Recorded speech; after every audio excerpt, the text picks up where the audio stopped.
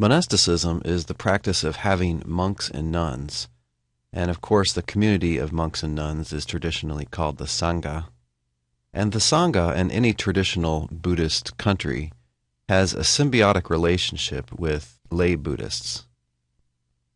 And of course layperson here just means a Buddhist who's not part of the Sangha, a Buddhist who's not a monk or nun. In traditional Buddhist countries, a major practice for lay people is giving. That is, giving support to the Sangha. They give money and food and so on. This is how the Sangha continues. And the reason they do this is because it's considered a major way to accumulate merit, to get some good karma, to offset any bad karma you may have, and to ensure yourself a better rebirth. The monks and nuns serve as mediators of merit in various ways. In China, it's always been a traditional belief that one has to give offerings to one's ancestors. If you do that, then your ancestors will bless you. If you don't do it, your ancestors will basically haunt you. In Chinese Buddhism, the Buddhist monks are intermediaries. You're not to give offerings directly to your ancestors. You're to give offerings to the monks, and they will do it for you. Another major service that the Sangha performs for all traditional Buddhist communities is funerals. And not just a memory of the dead, but rites done to aid the dead, to help them in their continuing life, to help them to get a better rebirth in particular. They also do rituals, in particular rituals to placate evil spirits, sometimes to cast them out, also sometimes to appease them, to get on their good side. Through the magical powers of chanting various sutras and performing various ceremonies, it's thought that you can get on the good side of spirits that may have been bothering you.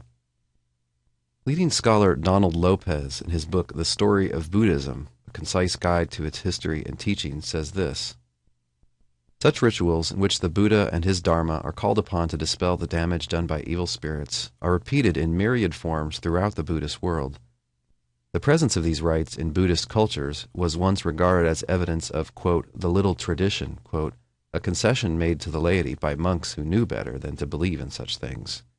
In fact, Buddhism has always derived much of its support from the most powerful kings to the local villagers, from its magical power to dispel evil and promote goodness. Monks, with their ability to read and recite sutras and mantras that possess such power, have often been the agents of this protection.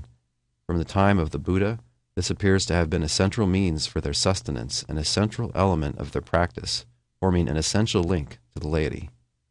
End quote. What does it take to become a monk or nun? Well, you must have taken 3 vows. A vow of poverty, basically to have no personal property. A vow of celibacy, that is, to avoid all kinds of sexual activity. And a vow that you will beg for your food. That's a pretty restricting lifestyle, and at different times and places, all of those rules have been relaxed for various monks or nuns. Another thing that's happened occasionally in places like China, Japan, and Korea is there have actually been communities of warrior monks. But in general, monks and nuns are aimed at spiritual practice and those kinds of spiritual services to their communities that we described. According to some early texts, at first Gautama was reluctant to found orders of nuns, but he was convinced to do this by his aunt. So from early times there were communities of nuns as well as monks. They had different and more restrictive rules, and the most senior nun was subordinate to the lowliest male monk. There's been a continuous tradition in Eastern Buddhism of having nuns as well as monks.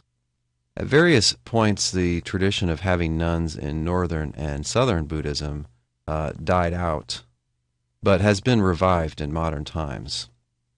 Because of the different rules and the different status, women have complained in Buddhism about inequality.